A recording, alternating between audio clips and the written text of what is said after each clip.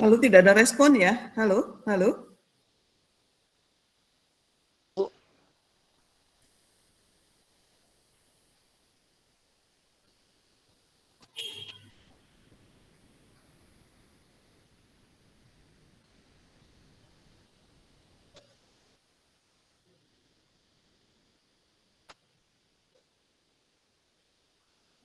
Halo, suara saya terdengar nggak ya? Halo? Terdengar, Ibu. Dengar Ibu.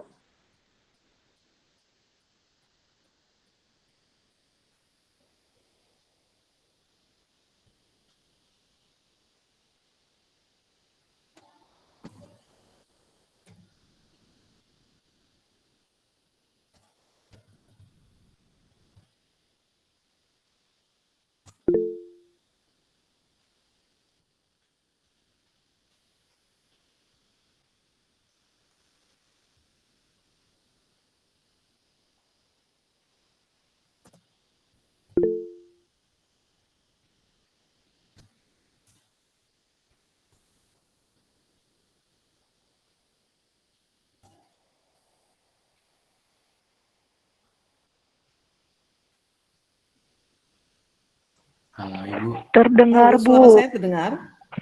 Terdengar, Bu. Terdengar Bu. Halo? Halo Ibu, apakah suara kami masuk? Kenapa di saya nggak kedengaran ya?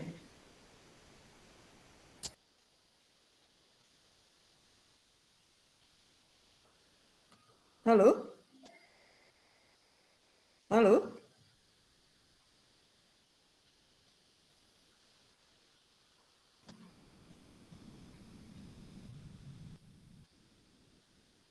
Halo?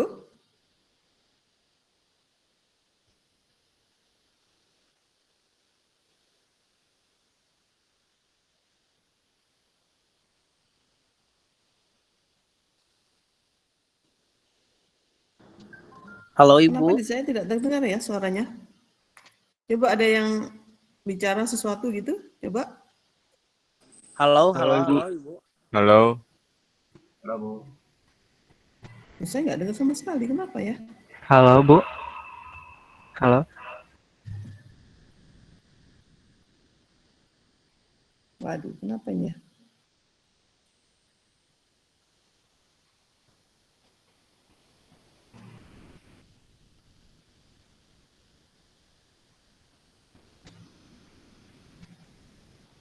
Oke, jadi kemarin kita sudah sedikit membahas tentang hukum Raoult ya. Jadi ini adalah bagaimana menentukan tekanan dari suatu campuran ya. Kalau kita punya campuran dengan gambar seperti ini ya, kita punya campuran antara A dan B atau di sini bensin dan toluene, maka uap yang dihasilkan itu adalah sesuai dengan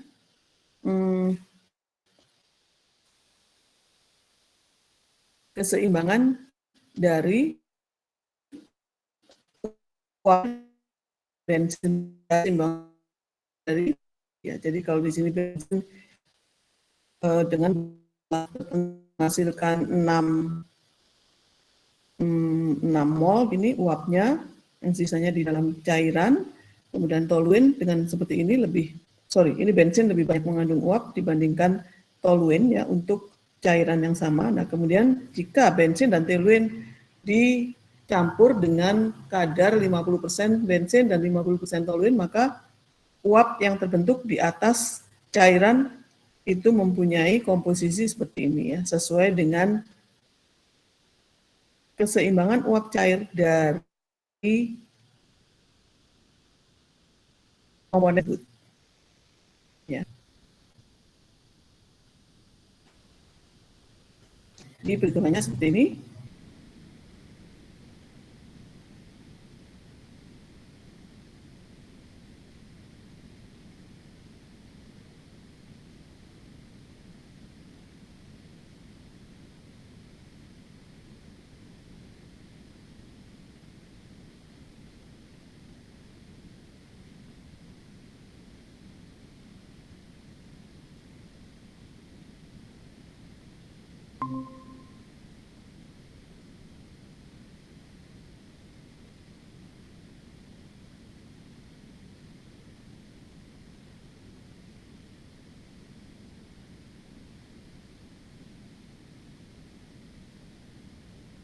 PA itu adalah tekanan mol A di dalam cairan dikalikan tekanan uap murni dari A. Begitu juga untuk yang B. Jadi tekanan total itu adalah PA plus PB. Tekanan parsial A ditambah dengan tekanan parsial B. Gitu ya. Yang ada tanda nolnya itu tekanan uap murni, sifat dari cairan tersebut. Nah, dengan persamaan itu tadi, maka di sini kita bisa gambarkan dengan kurva seperti ini. Ini adalah PA0, artinya A itu lebih mudah menguap dibandingkan B ya. PB0 hanya sekian, PA0 sebesar ini. Kalau kita punya campuran A dan B di posisi ini misalnya, jadi PA-nya adalah yang ini, mungkin 60% gitu ya, PB-nya 40%, maka posisinya di sini. Kita gambarkan ini garis PA-nya, ini garis PB-nya. Jadi kita tinggal jumlahkan aja, tarik garis seperti ini, maka ini adalah penjumlahan antara PA dan PB gitu ya.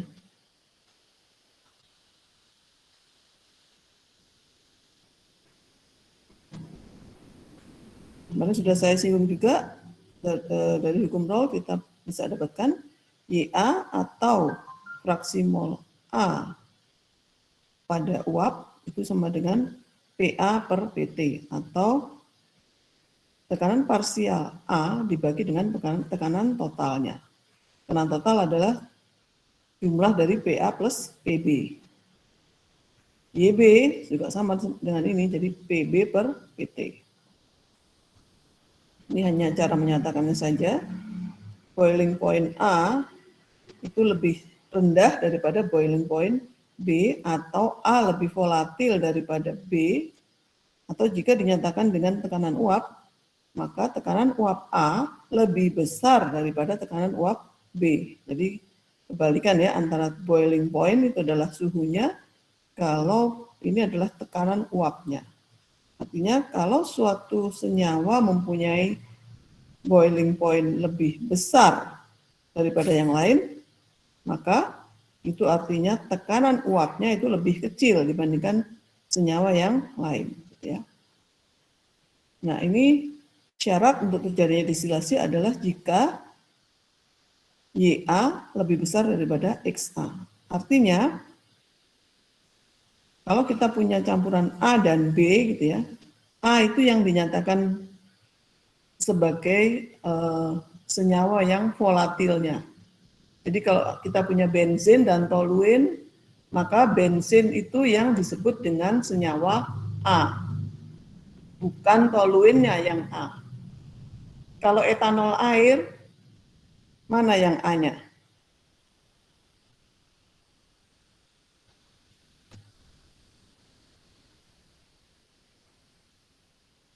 Silakan, siapa yang akan menjawab? Kalau saya punya sistem etanol air gitu, maka yang disebut sebagai senyawa A itu yang mana? Etanol, ya. Kenapa etanol? Semua betul itu, Sarah, Iksan, Dika, Yurdika, ya, karena lebih volatil atau titik didihnya lebih rendah. Ya, betul, Rahadian, begitu ya. Jadi pernyataan A dan B itu tergantung pada titik didihnya. Jadi kalau Anda dikasih tahu misalnya, saya punya campuran ini dan ini, Anda harus pastikan titik didih masing-masing itu berapa. Nah, kemudian baru Anda bisa tentukan yang mana yang A-nya. Ya, kalau saya katakan sistemnya adalah toluin bensin gitu, A-nya tetap harus bensin ya. Jadi tidak bisa Anda memilih saya maunya toluin Bu yang duluan, nggak bisa. Harus yang lebih volatil gitu ya. Oke.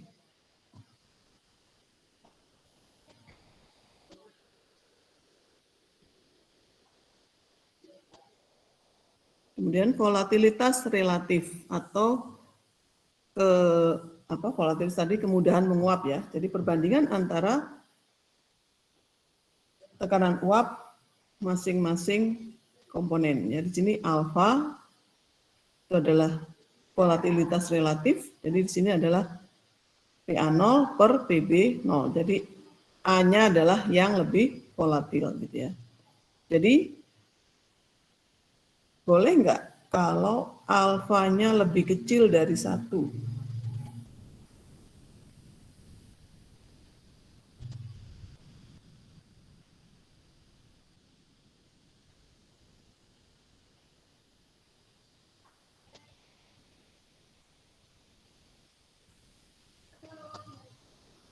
Saya melakukan distilasi dari data titik didih, alfanya kurang dari 1. Boleh nggak?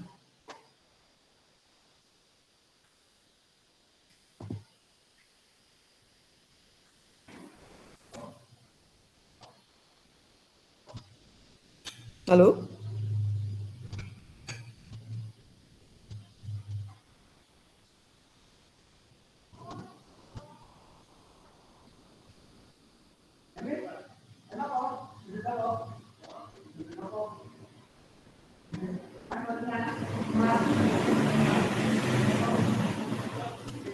Boleh, tetapi penyebutan A dan B-nya yang harus dibalik ya.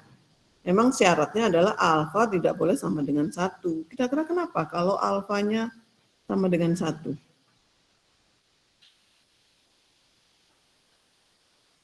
Ya, jadi ini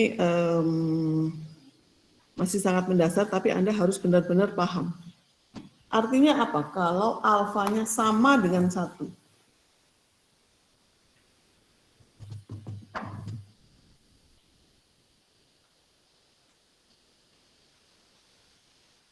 Ya, tekanan uap murninya sama. Jadi bagaimana? Artinya apa? Kalau tekanan uap murninya sama antara A dan B, apa akibatnya?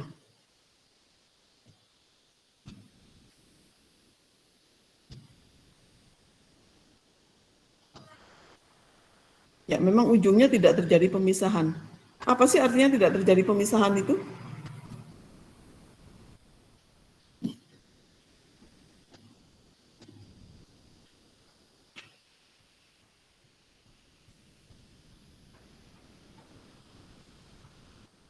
Jadi begini ya, kalau Anda punya campuran A dan B, masing-masing 50% mol. Jadi misalnya katakan bensin 1 mol, toluene juga 1 mol. Cair ya ini ya. Kemudian Anda panaskan. Maka uap yang terbentuk itu komposisinya sama dengan cairannya. Karena bensinnya, tapi nggak mungkin ya bensin dan toluene ya. Karena bensin dan toluene pada kenyataannya mempunyai titik didih yang berbeda. Misalnya ya kita harus mencari senyawa-senyawa yang memang mempunyai titik didih sama tepat gitu ya. Jadi saya nggak bisa menyatakan bensin dan toluene. Nanti Anda protes, Bu katanya kemarin bensin toluene begini. Enggak, tidak untuk bensin dan toluene. Kita akan mempunyai A dan B yang titik didihnya sama persis. Ketika dia diuapkan, kalau tadi A dan B-nya masing-masing 50% molnya, maka uapnya sama seperti ijut juga. Artinya apa? Kita tidak akan dapatkan komposisi uap yang berbeda daripada cairannya. Nah, akan beda kalau A-nya titik didihnya 70 derajat Celcius misalnya, kemudian B-nya 100 derajat Celcius titik didihnya. Kemudian kita mempunyai campuran 50% dalam kondisi cair. Setelah dipanaskan, maka pertama kali kita dapatkan uap, itu komposisinya adalah A-nya lebih besar daripada B. Padahal di dalam cairannya tadi kan A sama dengan B. Ya, jumlah mol A sama dengan jumlah mol B pada kondisi cair. Ketika diuapkan, maka uap yang pertama kali terbentuk itu mempunyai komposisi A-nya lebih besar daripada B. Gitu ya. Kalau ada yang kurang jelas, silakan bertanya.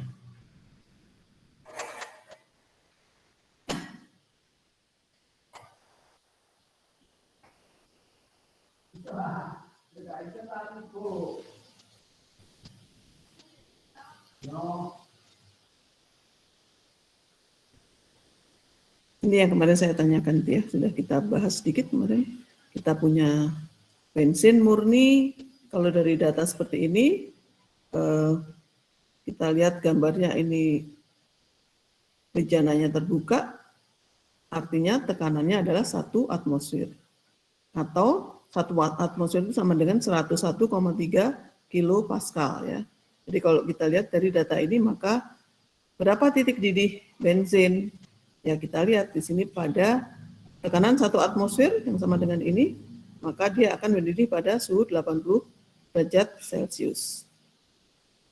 Bagaimana kita bisa mendapatkan kondisi yang kedua ini? Ya kalau ini kita tutup, ya kita berikan tutup, maka dengan pemanasan suhu akan naik dan tekanan juga naik. Suhu naik sampai 85 artinya tekanan di situ 116 kilo Pascal. Kalau suhunya 90, tekanannya menjadi 135 kilo Pascal, begitu seterusnya. Begitu juga untuk yang toluene. Pada kondisi seperti ini, terbuka, artinya tekanannya 101,3 kilo Pascal, maka titik didih dari toluene adalah 110 derajat Celcius. Ya. Pada tekanan yang lebih rendah, artinya kondisi vakum, ini akan ini titik didihnya di sini ya. Kalau Anda tutup, maka ini akan mengalami peningkatan suhu dan peningkatan tekanan untuk toluene, gitu ya. Kita akan coba ke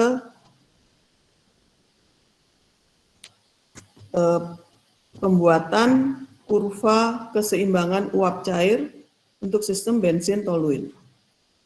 Ini data yang tadi ya, kita diminta menghitung keseimbangan atau fraksi mol antara campuran cair dengan campuran uap. Hitung fraksi mol bensin pada fasa cair dan fraksi mol bensin pada fasa uap, IA, dari campuran bensin toluene dengan menggunakan hukum Raoult ini ya. Hukum Raoultnya ini PA sama dengan XA kali PA0, PB sama dengan SB kali PB0. Karena campuran hanya A dan B, maka XB sama dengan 1 minus XA. Gitu ya. Jadi PB-nya seperti ini. P total adalah PA plus PB, atau disusun ulang dengan XA saja seperti ini. Sehingga kita bisa menghitung XA itu adalah P total minus P0B per P0A minus P0B. YA-nya adalah PA per PT. Sama dengan P0AXA per PT. Ya, coba Anda kerjakan. Ini pada contohnya pada 85 derajat Celcius. Itu artinya data yang ini ya.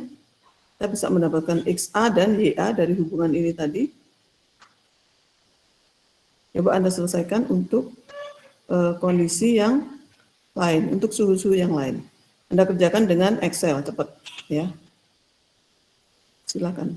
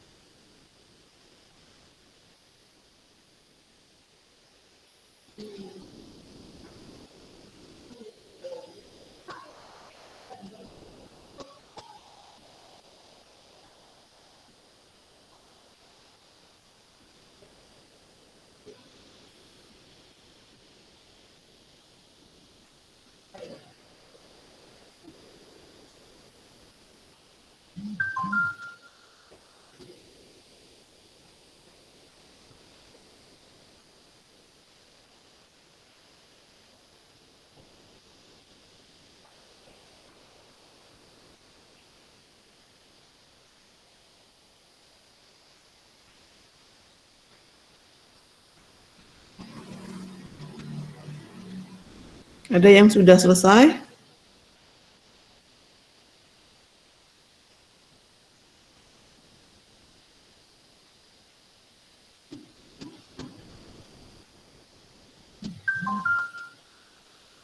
Yang sudah selesai dapat XAYA untuk setiap suhu, kemudian Anda plot di kurva gitu ya, XA-nya sumbu X, YA-nya sumbu Y, ya.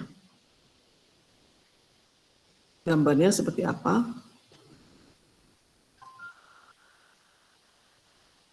Boleh di-share, saya stop sharing. Anda boleh share yang sudah selesai.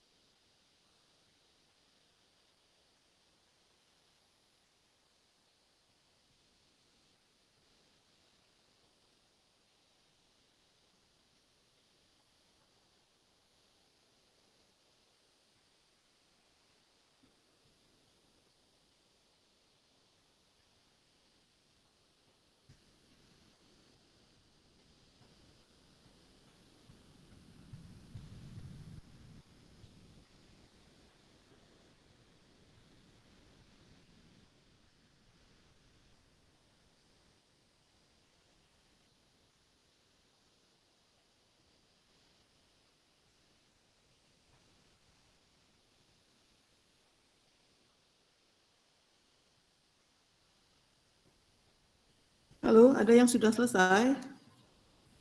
Ini saya ingin Anda coba semua ya. Jadi tetap aktif walaupun online, Anda juga mencoba gitu ya. Yang sudah selesai coba, ada yang mau share screen.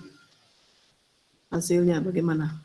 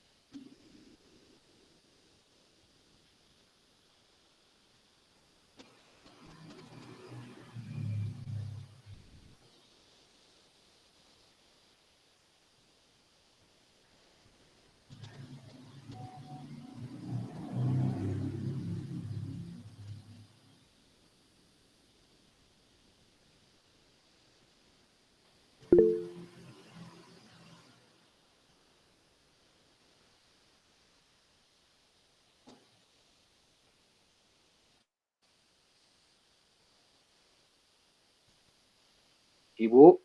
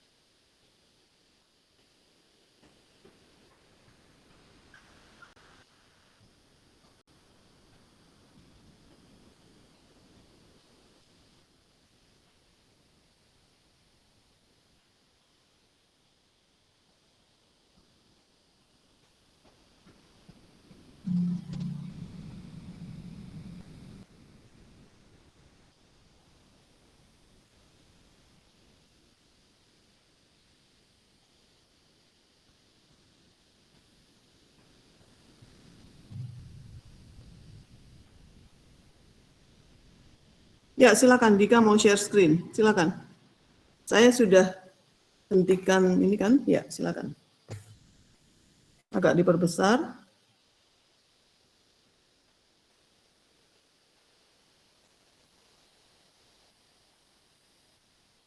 Ya.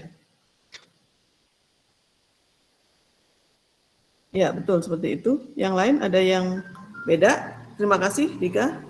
Tapi sebaiknya dihubungkan ya. Jadi bukan hanya dot terpisah tapi dihubungkan.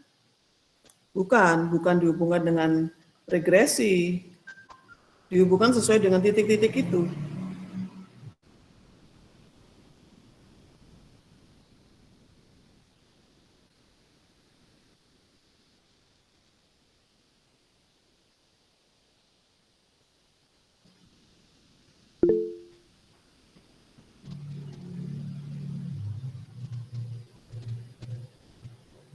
Nah, yang paling kanan itu.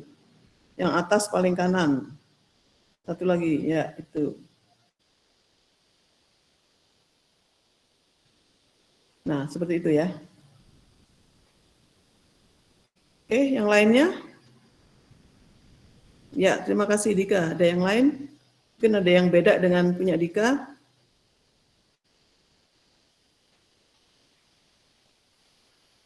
sama Bu.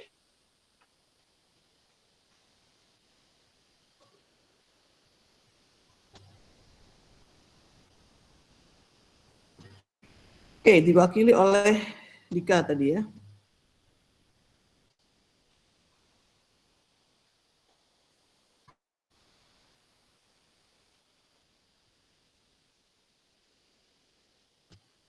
Jadi kita dapatkan kurva seperti ini.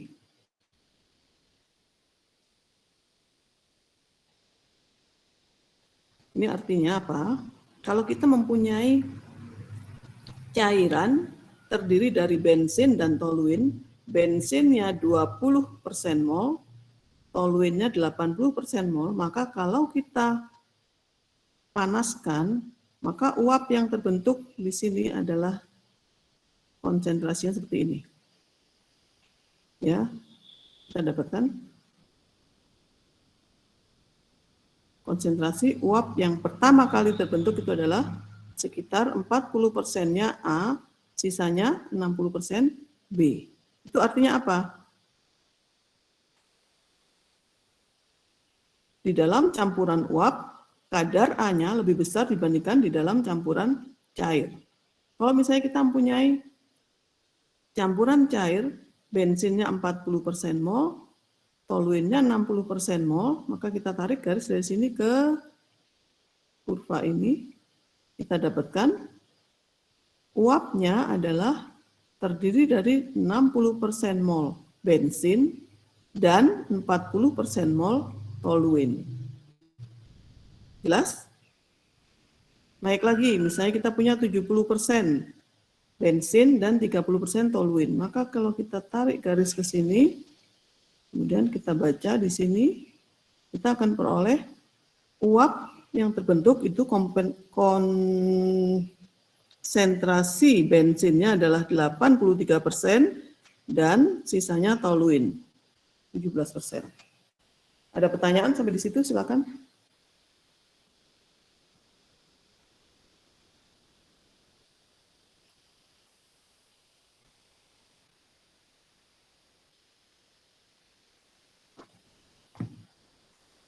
Itu arti dari kurva itu tadi ya. Jadi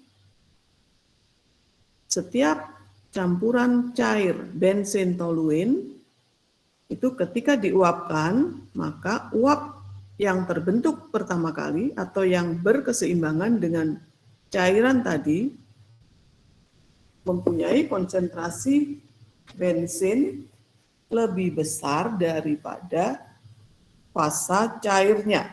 Begitu. Silakan kalau ada yang masih ragu-ragu, belum mengerti, tanyakan.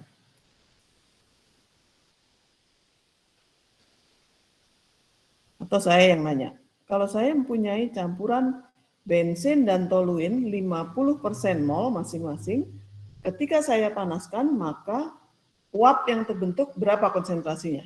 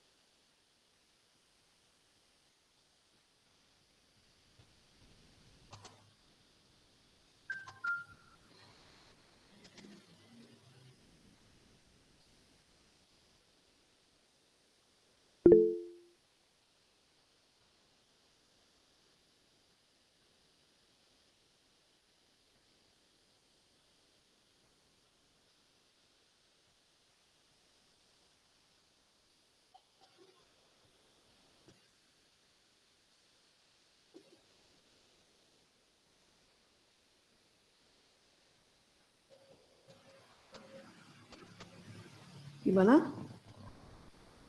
Jika 64 bensin, 26 toluin. Oh, 36. Ini 69 sama 31. 50-50 ya, kita coba ya.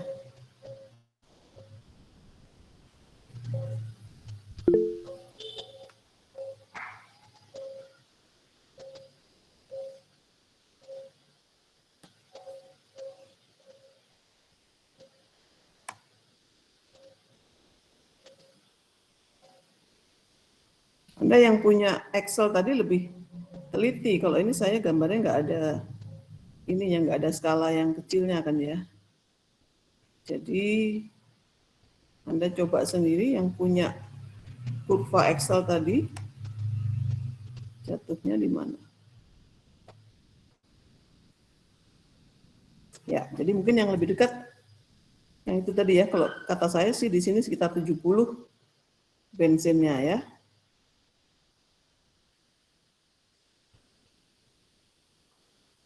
Mungkin Anda yang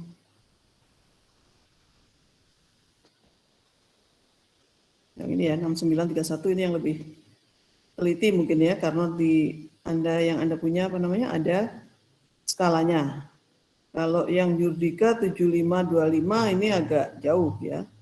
Yang ini 6931 mungkin saya nggak tahu yang benar 6931 ataukah punya saya yang 7030. Ya, ada yang lain?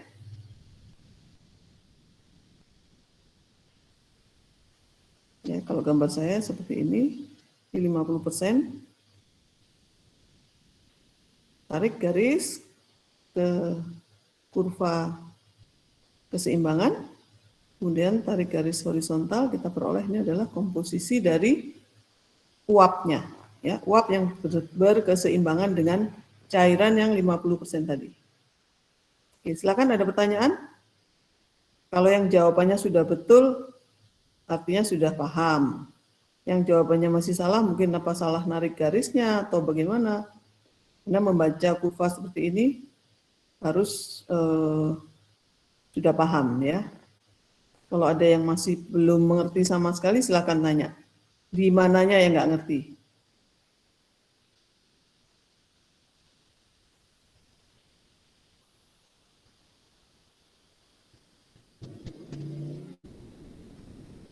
Saya tunggu 1 menit, kalau masih ada yang belum mengerti, silakan bertanya.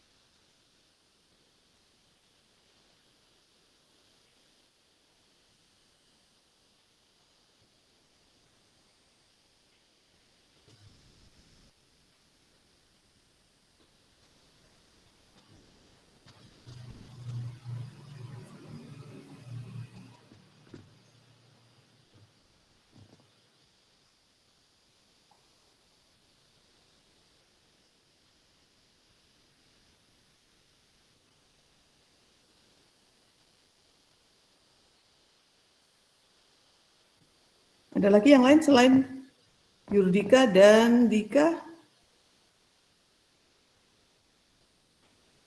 Hasilnya berapa?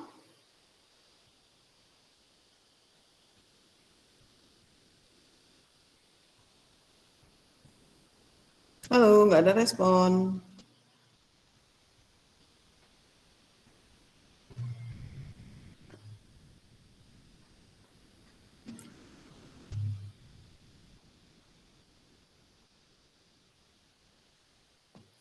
Oke, saya tanya sekali lagi. Kalau saya mempunyai komposisi cairan 80% bensin dan 20% toluin, maka berapa komposisi dari uap? Komposisi ya, belum jumlahnya. Ini baru komposisinya saja. Perbandingan antara bensin dan toluin di fasa uap. Berapa?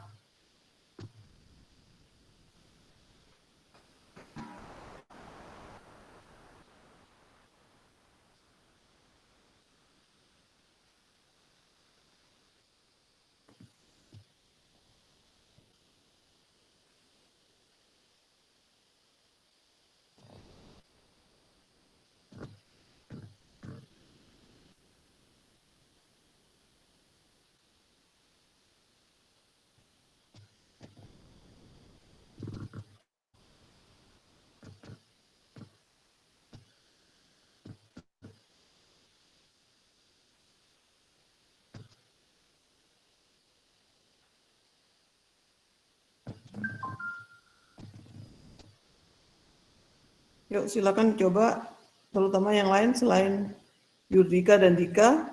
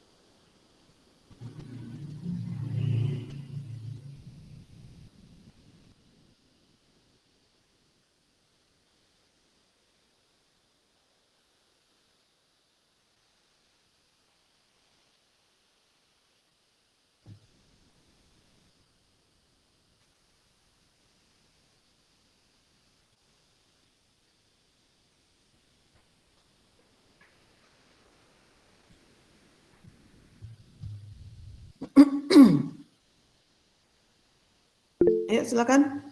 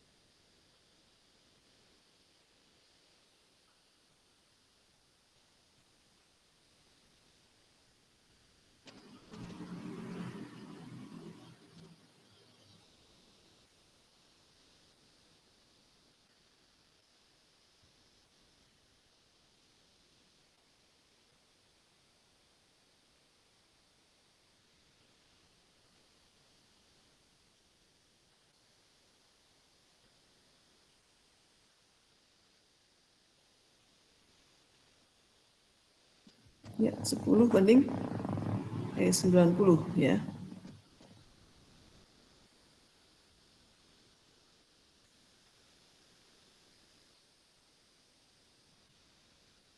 Ya, kalau 80 berarti di sini ya sekitar itu ya, 10-90. Ya, udah betul.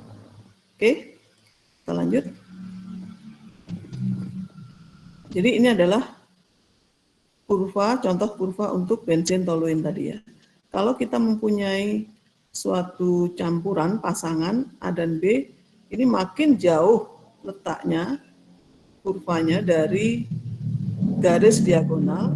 Ini artinya campuran tersebut makin mudah dipisahkan.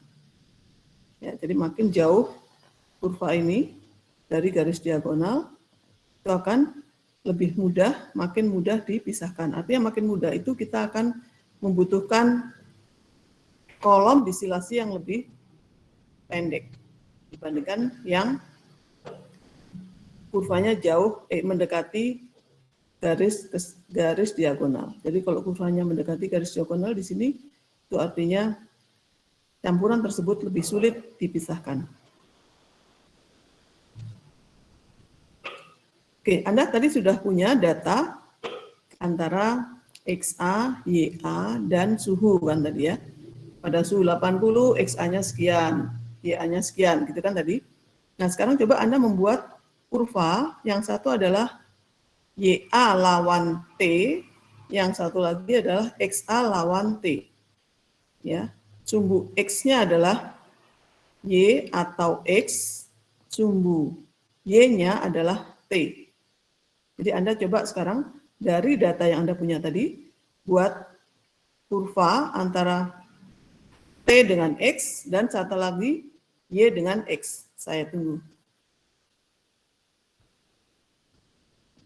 Anda sudah punya tadi kan data T, X, Y.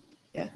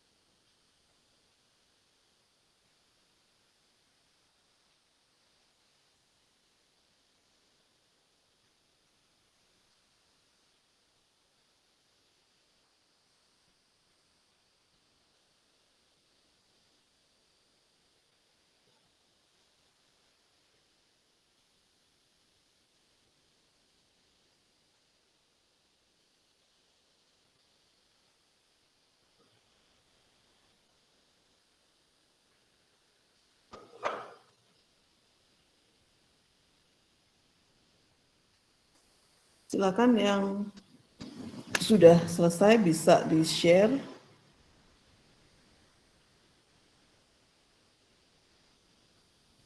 Saya hentikan presentasi saya.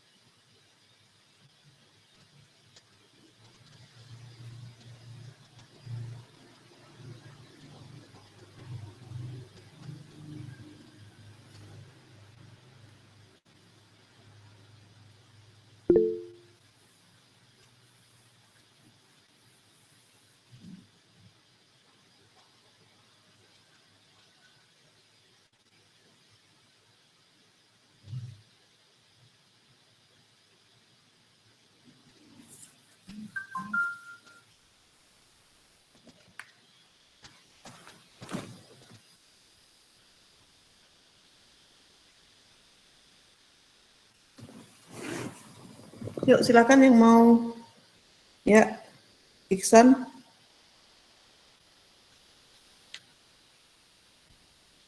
Yang mau share.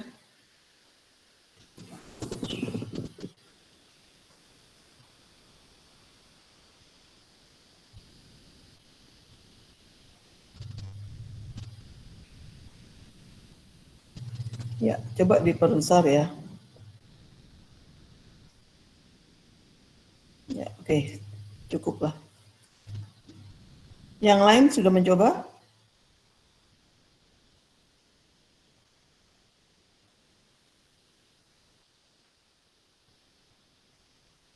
Ya, yang lain silakan. Siapa? Prabowo misalnya. Atau Kevin. Coba.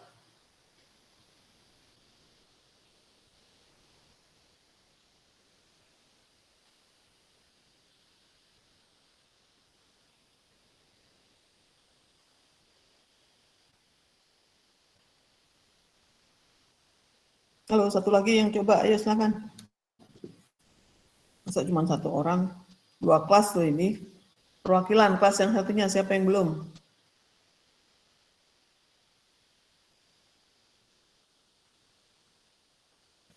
Ayo selain Iksan.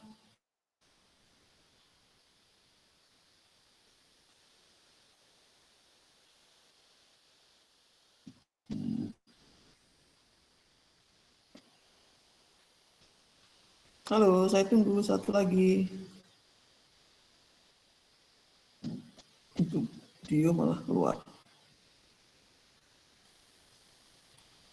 Halo, ayo saya tunggu lagi satu.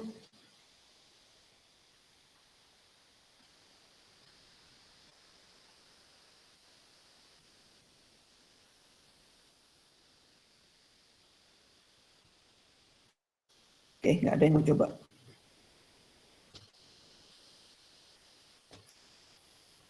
Oke, saya akan jelaskan arti dari kurva ini. Kurva yang atas itu adalah kurva yang atas ini adalah kurva T lawan Y. Ya. Kurva yang bawah adalah X lawan Y.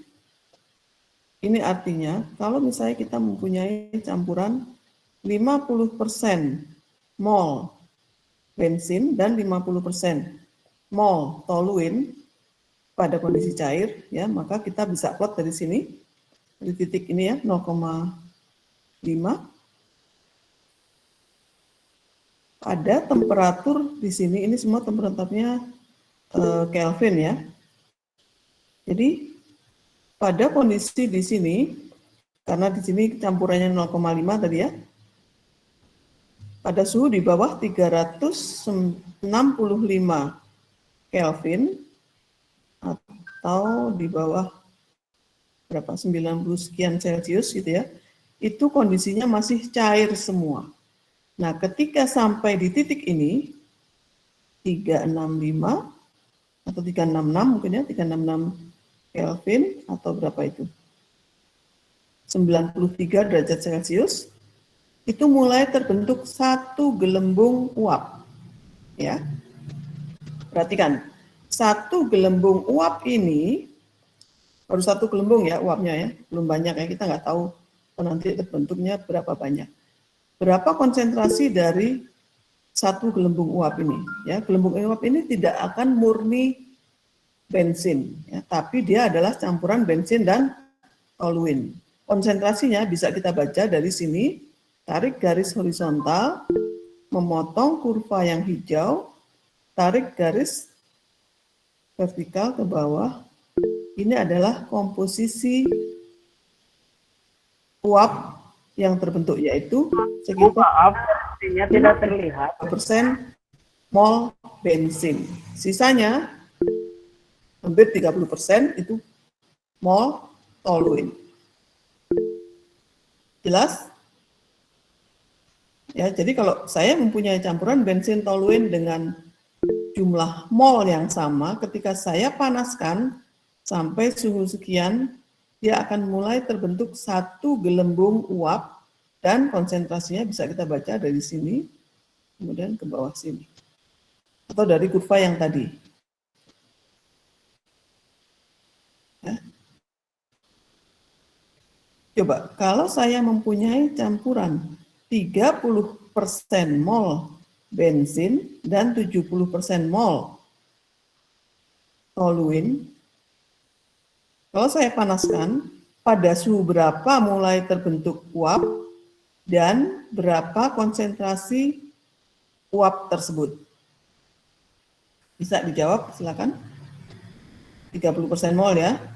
Saya punya 30% mol bensin dan 70% mol toluene. Kalau saya panaskan, kapan mulai terbentuk gelembung? Maksudnya pada suhu berapa? Dan berapa konsentrasi dari gelembung tersebut? Berapa bensinnya, berapa toluennya? Silakan.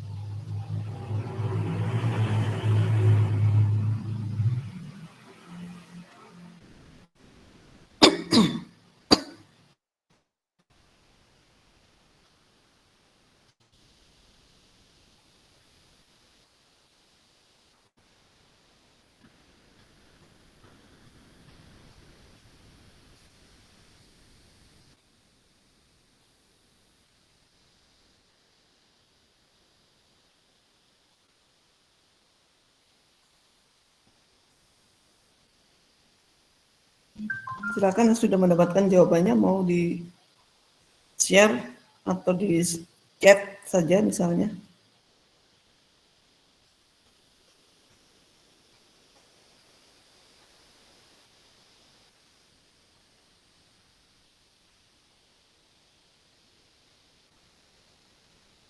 Penjelasannya ulang. Penjelasan ulang. Misalnya tadi 50 derajat 50% bensin, 50% toluene, maka kita tarik garis dari ini posisi 0,5 ya. Ini adalah komposisi dari cairan. Tarik garis sampai ke kurva yang biru yang bawah. Ini adalah suhunya, berarti suhunya sekian yang kita baca. Kemudian konsentrasinya ditarik ke kanan ke kurva hijau. Ini adalah, kemudian tarik lagi ke sumbu X. Ini adalah komposisi dari uapnya. Nah, sekarang pertanyaannya ini 0,3 tadi ya. Komposisi cairannya adalah 30% bensin dan 70% toluene, maka pada suhu berapa mulai terbentuk satu gelembung dan berapa konsentrasi dari uap atau gelembung tersebut.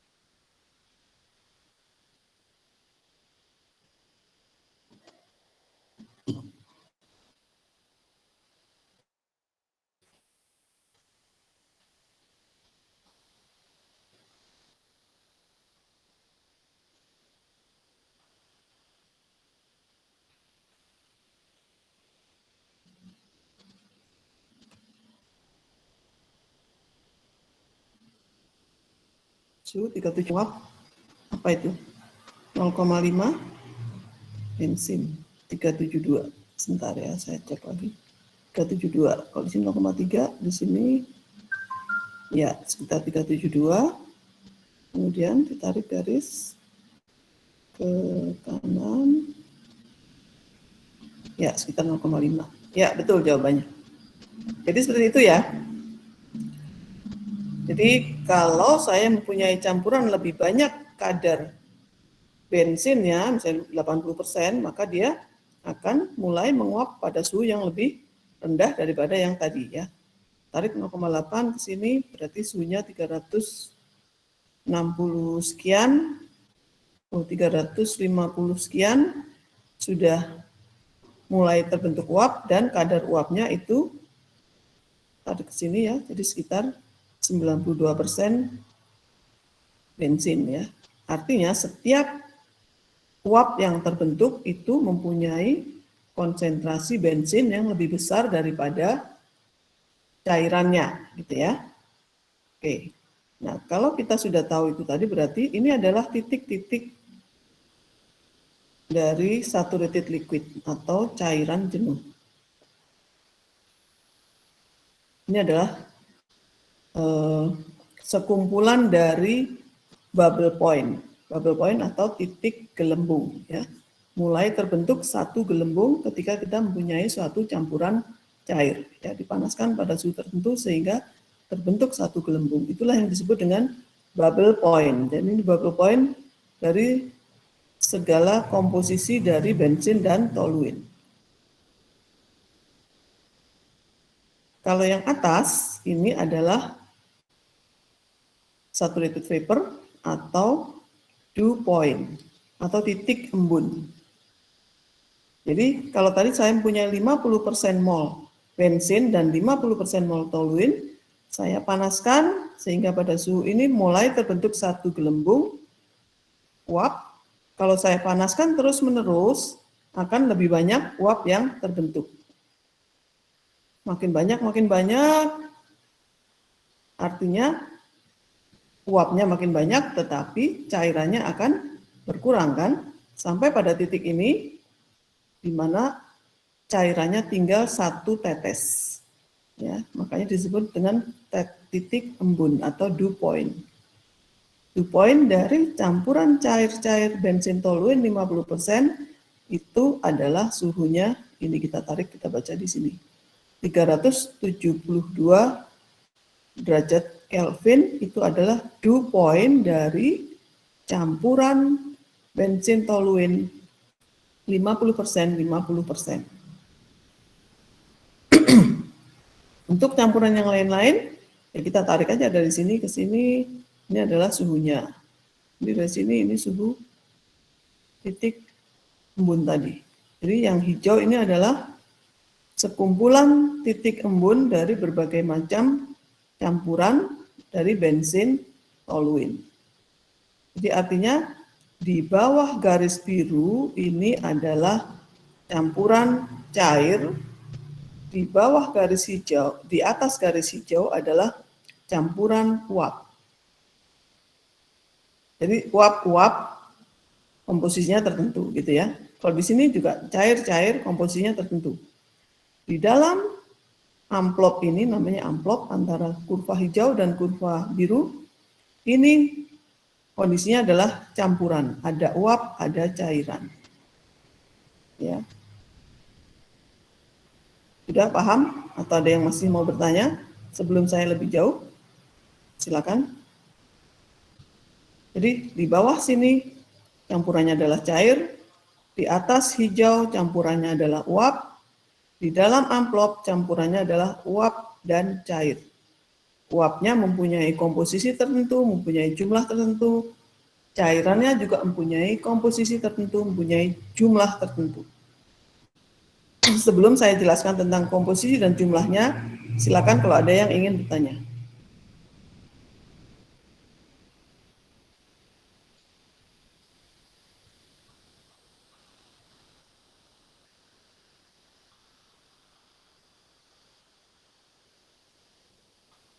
Dipahami dulu kalau ada yang belum jelas ditanyakan, silakan.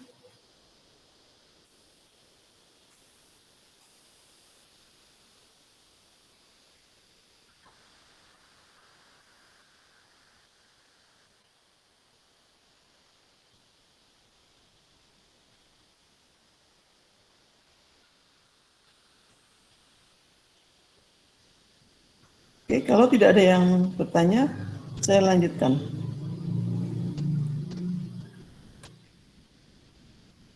Bagaimana komposisi dan jumlah dari masing-masing cairan dan uap. Kalau tadi masih contoh yang sama ya, 50%, tapi masing-masingnya katakan 2 mol. 2 mol bensin dan 2 mol toluene. Itu artinya 50% mol bensin dan 50% mol toluene ya. Ketika saya panaskan sampai titik M, artinya pada suhu sampai 368 misalnya, 368 Kelvin, titik M, maka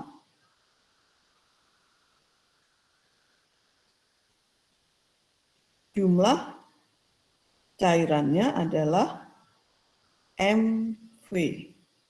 Jumlah uapnya adalah ML, panjang garis. Sesuai dengan panjang garis ini. Jadi panjang garis ini Anda ukur dengan milimeter, berapa milimeter, ini berapa milimeter, ya. Jumlah cairan dibanding jumlah uap adalah MV dibanding ML pada suhu 368 derajat Celcius. Ini ya, sini ya.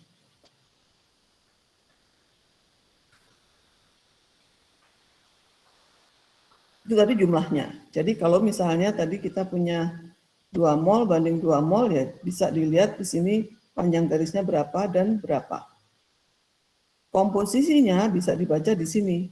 Komposisi uapnya adalah kita baca dari titik ini, ditarik garis ke bawah, kemudian komposisi cairannya dari sini ke bawah. Ini berapa bensin dan berapa toluene.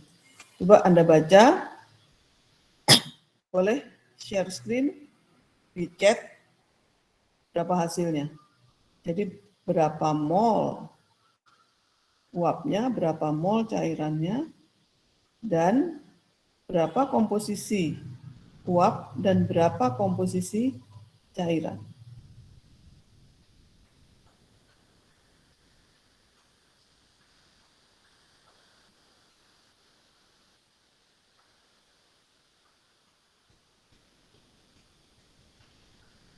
Ya, silakan.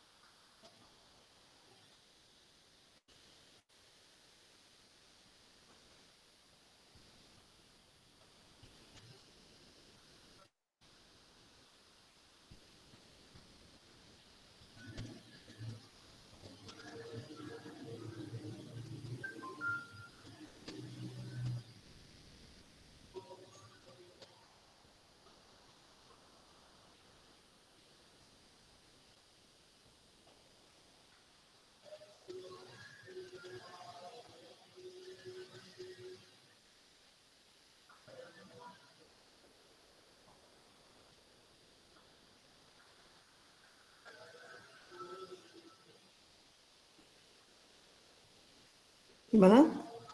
Uap 0,4 bensin, cair 0,6 bensin. Ya, itu komposisinya ya.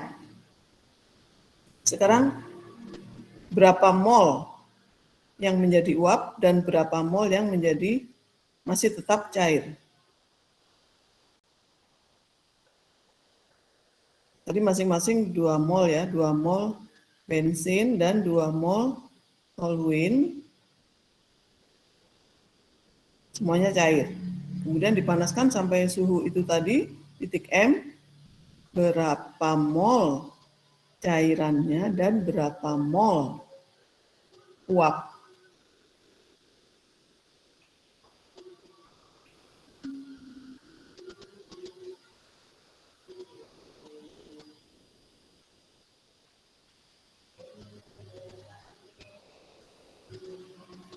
Ya, ini masih belum ada yang betul ya jawabannya ya.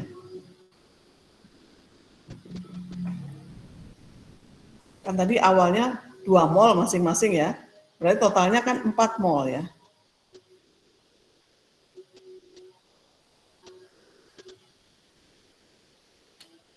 Semua jawabannya sama, uap 1,02, cair 1. Apa itu artinya?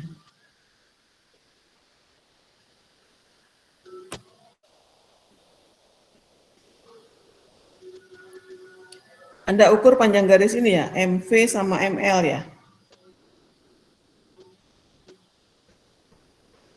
Ya, Siti, Lutfi, Vero.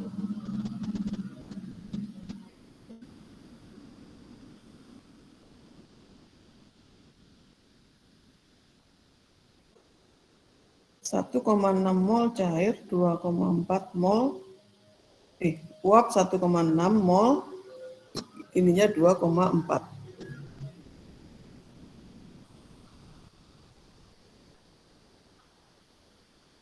Dari yang mana Anda dapat 1,6 sama 2,4?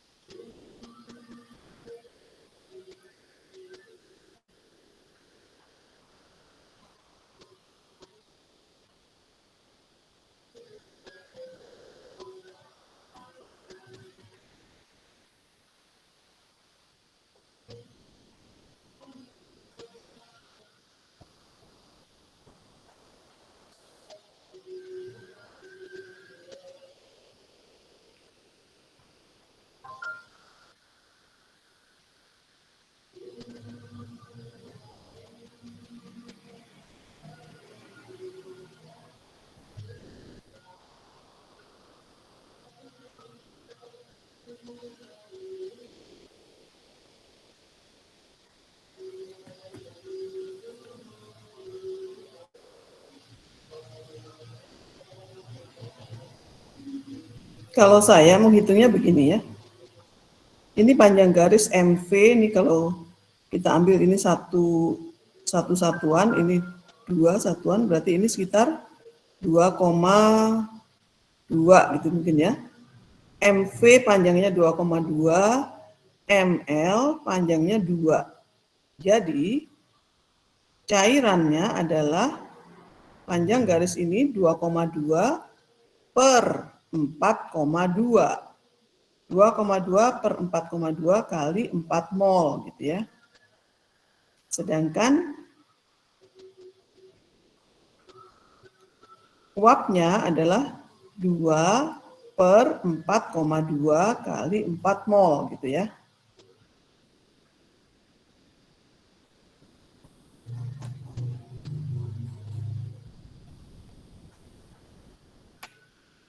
Komposisi kali mol total. Komposisi.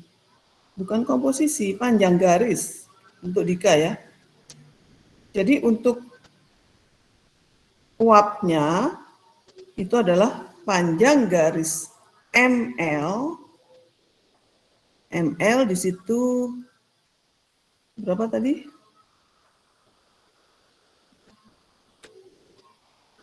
Panjang garis ML itu adalah 2. Ini ya, 1, 2, satuan panjang ini. MV adalah 2,2, berarti totalnya adalah 4,2. Ya. Jadi uapnya adalah 2 per 4,2 totalnya kali 4 mol. Cairannya adalah 2,2 per 4,2 kali 4 mol. Gitu ya.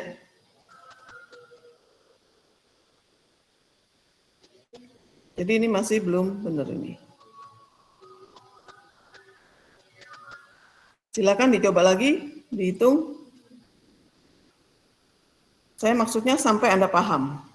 Jadi selesai ini Anda sudah paham gitu loh. Jadi kalau ini 0,44 ditambah 1 kan cuma 0,54. Padahal totalnya kan 4 mol. Ya. Ini secara jumlah sudah betul, tetapi dari perhitungan masih kurang teliti ya, sedikit kurang teliti ya. Udah hampir betul tapi kurang teliti. Ini panjang garisnya adalah 2 dan 2,2. Totalnya adalah 4,2. Sedangkan total molnya adalah 4 mol. Silakan kalau ada yang masih belum jelas, tanyakan.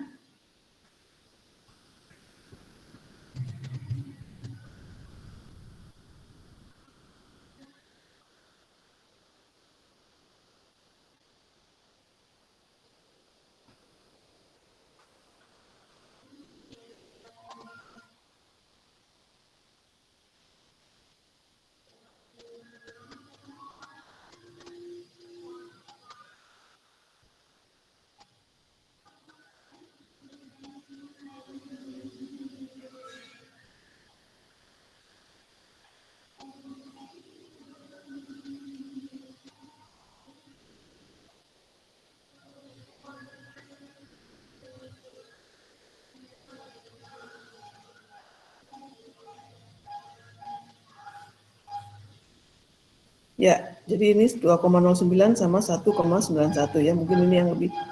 Ya, oke, terima kasih. Berarti Anda sudah paham.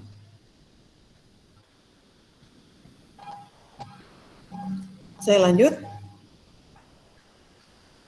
Itu tadi komposisi dan jumlah mol masing-masing fasa.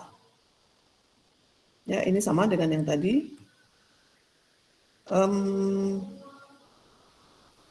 Untuk ini saya kira Anda pelajari dulu, nanti kita bahas pada pertemuan selanjutnya ya, karena waktunya sudah habis, nanti kita cari waktu lagi untuk pembahasan selanjutnya. Oke, saya kira cukup untuk hari ini, sekian dulu. Selamat siang. Assalamualaikum warahmatullahi wabarakatuh.